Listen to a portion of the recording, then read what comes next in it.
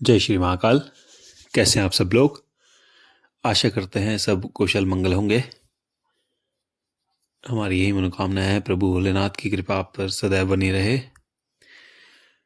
तो आज हम बात करेंगे सूर्य पंचम भाव में क्या प्रभाव देता है। इस वीडियो में आज हम डिस्कस करेंगे सूर्य के क्या शुभ और अशुभ प्रभाव होते हैं पांचवें भाग में। जैसे कि आप वीडियो में देख रहे हैं, पांचवा भाग हमने सूर्य का दिखाया है। किस खाने में पांचवा भाग आता है, तो उसमें सूर्य के शुभ अशुभ प्रभाव और साथ में उपाय पे भी चर्चा करेंगे। देखिए, पांचवा खाना जो होता है सूर्य का, वो अपना घर होता है। और पांचवा घर, जैसा कि अगर आपको बताएं तो पांचवा घर विद्या, बुद्धि, संतान का भी ये है घर, और यात्रा आदि का जो घर है वो यही है। शेयर्स वगैरह में इन्वेस्टमेंट होती है, वो भी यही इसी का पांचवा घर है।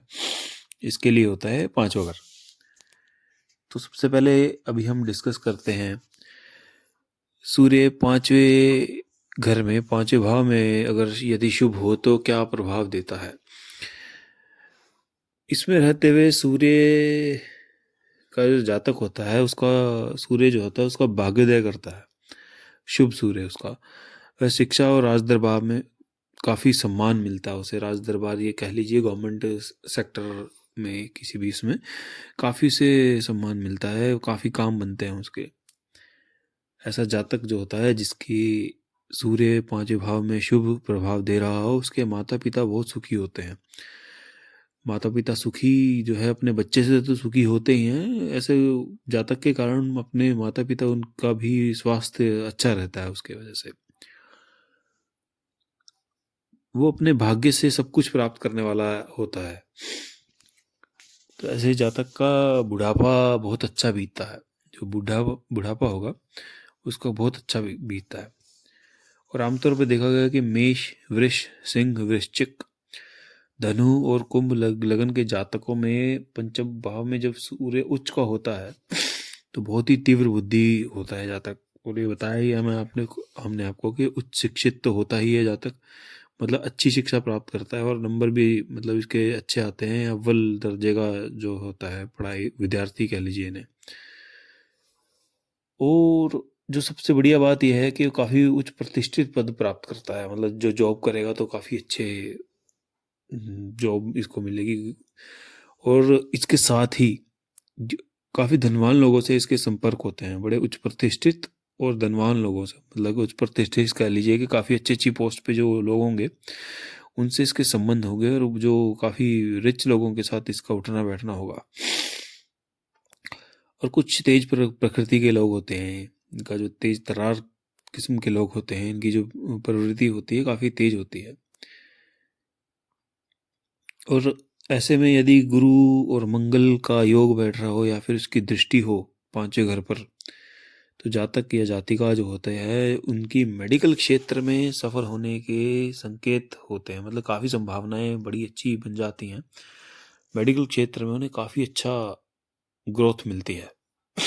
मेडिकल क्षेत्र, आप सिर्फ डॉक्टर या नर्सिंग प्रोफेशन ही नहीं है मेडिकल क्षेत्र, और भी मेडिकल से रिलेटेड जितने भी काम हैं, आप अपनी लैब्स होती हैं जो भी मेडिकल में आती हैं, केमिस्ट की शॉप्स होती हैं मेडिकल में आती हैं, बड़ी बड़ी जो इंडस्ट्रीज़ होगी, फार्मास्यूटिकल इंडस्ट्रीज़ होगी, वो भी मेडिकल में आती है। या फिर इससे रिलेटेड कोई भी जॉब या धंधा और व्यवसाय होगा वो मेडिकल क्षेत्र में आएगा। ठीक है जी, तो ये बात थी। और एक और बात इसके बारे में बताना चाहूँगा, ये गुरु और मंगल की दृष्टि अगर पड़ रही है तो जातक का जो भाग्योदय होता है, भाग्योदय तो खैर हो जाता है, लेकिन भाग्य में जो उन्नति होती है, इनका भाग्य जो चमकता है पुत्र संतान के बाद चमकता है। जैसे ही इनकी पुत्र संतान होगी उसके बाद इनके जो है विशेष रूप से इनकी भाग्योन्नति होती है इनके लाइफ में।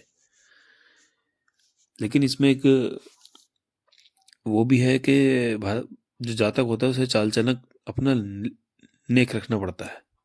अगर जातक का चाल चलन नेक होगा तो उसके कार्य में उन्नति होगी, उसका बरकत होगी उसके व्यवसाय में।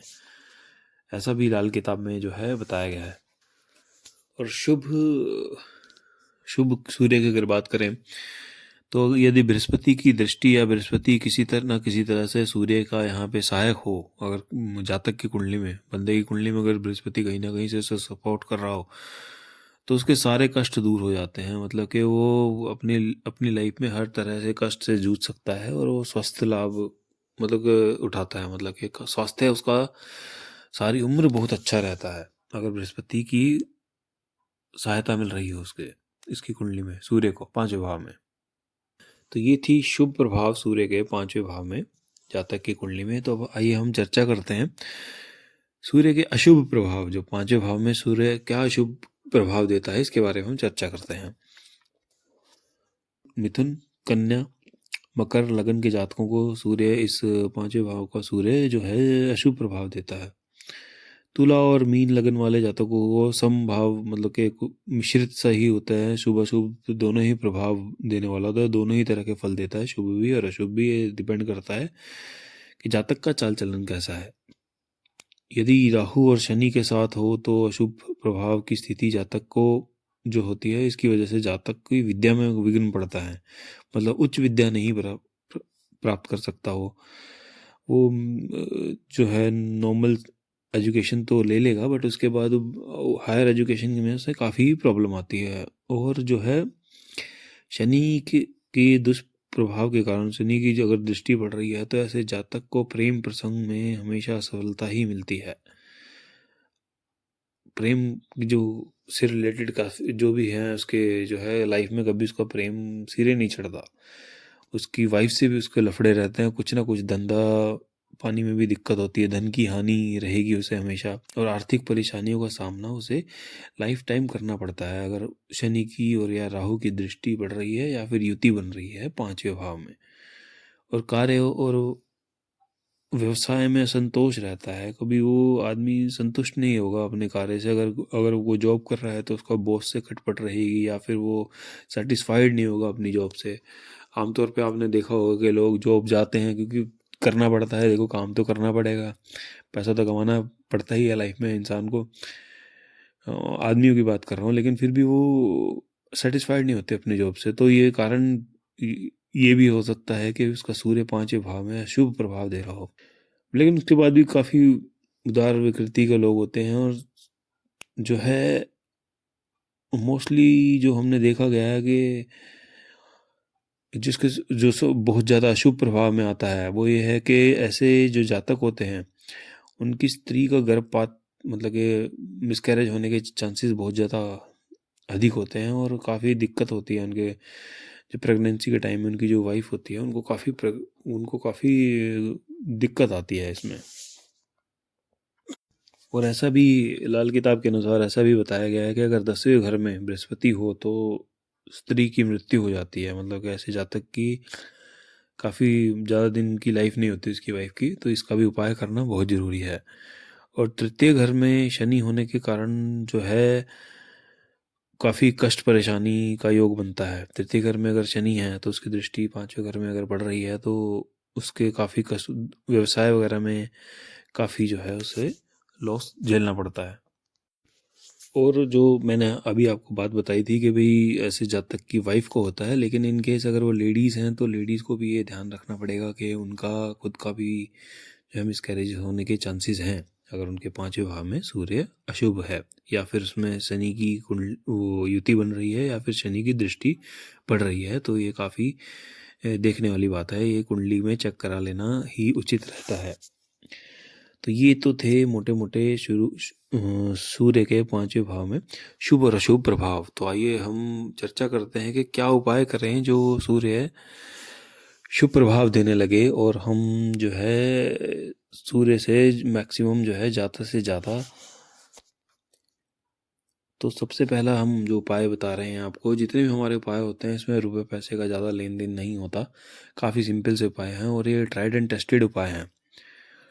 तो इसमें हम आपको सबसे पहले उपाय बताते हैं कि जो बंदर होते हैं, जो लाल मुंह वाले बंदर होते हैं, काले वाले को तो हमारे यहाँ लंगूर बोलते हैं, लाल मुंह वाले जो बंदर होते हैं मंकीज़, उनकी आपने उनकी सेवा करनी है, उन्हें कुछ खाने को देना है, या फिर जैसे केले खिला देने हैं वीरवार को या मंगलवार को, चने और गुड़ का भोग लगा देना है, तो इससे काफ़ी विशेष फलदायी होता है, काफ़ी आपको इससे बहुत शुभ प्रभाव मिलेंगे आपको।